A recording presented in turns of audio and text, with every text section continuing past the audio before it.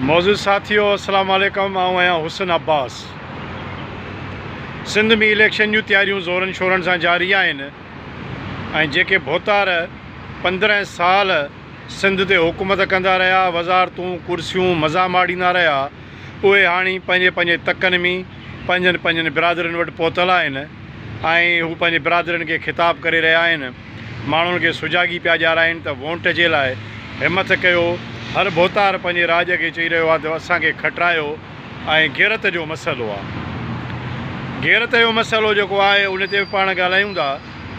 सिंध में भोतारनि पंहिंजनि बिरादरियुनि में सवाइ चमचनि ऐं वाठनि जे बाक़ी हर बिरादरीअ खे उन्हनि बर्बादु कयो आहे। बिरादरियुनि में पाण सां वेड़ायो अथनि, ज़ात रंग नस्ल में आणे करे कमज़ोर बिरादरियुनि ते बि ज़ुल्म कराया विया ऐं ईअं ई बिरादरियूं राज वेड़ाईंदा रहिया। हाणे तकनि में लथल आहिनि ऐं पंहिंजे बिरादरियुनि खे गैरत जी ॻाल्हि यादि पिया ॾियाराइनि त गैरत कयो, असांखे खटायो। ईअं ई असांजे घोटकी ज़िले में बारी पिताफ़ी साहब पंहिंजे राज खे ख़िताब कयो आहे त बाबा गैरत कजो, इलेक्शन अचे पई, मूंखे खटाइजो, पंहिंजे माइन सां सुम्हणु बंदि कयो। पंहिंजे माइन सां बि न सुम्हो, वञो माण्हुनि में वञी मुंहिंजे लाइ वोट वठो, कहिड़े बि तरीक़े सां वोट वठो ऐं सियारो आहे मायूं बि विसारे छॾियो।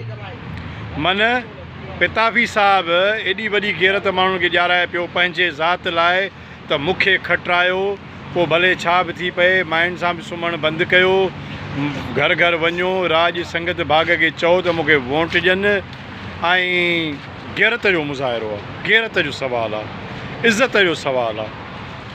पिताफ़ी साहब खे मां यादि ॾियारायां त संदसि तक में पिताफ़ी औरतुनि खे पुलिस उन्हनि जी तज़रील कई, उन्हनि खे मारियो, उन्हनि खे कुटियो, उन्हनि खे ॿधो। पिताफ़ी साहब जी गैरत कॾहिं बि माना को जलाल न आयो उनजी गैरत खे। साॻियो पिताफ़िन जा आम माण्हू जेको आम राज आहे, सवाइ वाठनि खे छॾे, चमचनि खे छॾियो, जेके बूट चटनि था उन्हनि जी ॻाल्हि नथो कयां। उहे जेके सॼो ॾींहुं खणनि था हीअं उठ जे हेॾा खणनि था जेके पहिला, उन्हनि जी ॻाल्हि नथो कयां। आम पिताफ़ी बिरादरी जी ॻाल्हि थो कयां। अॼु बि बुखुनि ते आहिनि, अॼु बि सफ़र अथनि, अॼु बि न उन्हनि वटि स्कूल आहे, न इस्पताल आहे, न डेवलपमेंट आहे, न लाइट आहे, न गैस आहे, न बिजली आहे, न रोज़गार आहे। पिताफ़ी साहब खे हिते त गैरत कान आई त मुंहिंजे तक में माण्हू बुखुनि ते आहिनि, बेनज़ीर कार्ड ॾेई माण्हुनि खे पिनायो अथनि। औरतूं पिननि थियूं। सभिनी बिरादरियुनि जे भोतारनि पंहिंजे बिरादरी जे औरतुनि खे पिनाइण ते शुरू कयो आहे, पिनण वारो धंधो। ऐं औरतूं पिननि थियूं, वाठा खाइनि था ऐं हिकिड़ा पाण खे मुड़ुसु माण्हू सॾाईंदड़ उहे होटलुनि ते वेठा आहिनि सॼो ॾींहुं त पिनण जा पैसा ईंदा माई खे। पिताफ़ी साहब माण्हुनि खे गैरत या न ॾियाराए त मूंखे खटायो। गैरत तव्हां भोतारनि खे कान्हे जो तव्हांजूं राज बिरादरियुनि जे नाले ते माण्हू वेड़ायो था। कमज़ोर बिरादरियुनि खे, ताक़तवर बिरादरियुनि खे मुख़्तलिफ़ लक़ब ॾेई असां फलाणा ख़ान आहियूं, रहूं सिंध में, खाऊं सिंध में, पियूं सिंध में, सदिन खां, पर मिड़ेई ॾाढु ॾेखारण लाइ पाण फलाणा ख़ान आहियूं। माण्हू सम्झी विया अथव।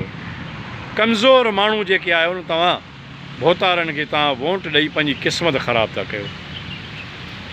पिताफ़ी साहब चयो आहे त गैरत कयो, पंहिंजे माइन सां बि न सुम्हो, मूंखे खटायो। पिताफ़ी साहब तूं कंहिं मिसकीन जे करे तॾे ते बि वेह हुकूमत में हुई त मिसकीन पिताफ़ी पहिरें उगाड़नि पिताफ़िन जी करे तूं का मदद कई? कुझु बि न। उन करे सिंध जा सभु बिरादरियूं जेके बि आहियो, महिरबानी करे पंहिंजे भोतारनि जे कूड़ी गैरत ऐं लॉलीपॉप में न अचो, न त तव्हां सां हूअं ई कुते जहिड़ी थी आहे। सभिनी बिरादरियुनि सां कुते जहिड़ी थी आहे। 15 साल न तव्हांखे रोज़गार मिलियो, न नौकिरियूं, न डेवलपमेंट, न स्कूल, न तइलीम, न इल्मु, न कुझु बि न। पोइ इहा कहिड़ी गैरत आहे जंहिंजो तव्हां अफ़ीम खाओ था? आउं सम्झां थो त इहे सभु ड्रामा बंदि थियणु खपनि ऐं आम माण्हुनि खे खपे त पंहिंजो ख़्यालु रखनि, भोतारनि जे पोयां न लॻनि। अबरनि सबरनि पंहिंजनि माण्हुनि खे अॻियां आणियो या इलेक्शन में जो बाइकाट करे छॾियो मुकमल तौर ते। भली भोतार पाण में विढ़नि पिया न।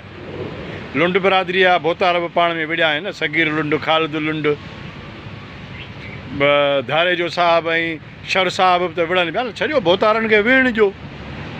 कुकड़नि वांगुरु पाण में भली विड़ी हिक ॿिए खे खड़ो वणनि। तव्हां परे थियो, खून रेज़ी ऐं कूड़ी गैरत मां निकिरी वञो। तव्हां जेके गैरत में तव्हांजूं मायूं पिनंदियूं आहिनि, उन करे आउं सम्झां थो त कूड़ी गैरत मां ॿाहिरि निकिरो ऐं इन्हनि जे भोतारनि जे लोलीपॉप में न अचो त गैरत कयो, असांखे खटरायो। न को शर्म न को हया।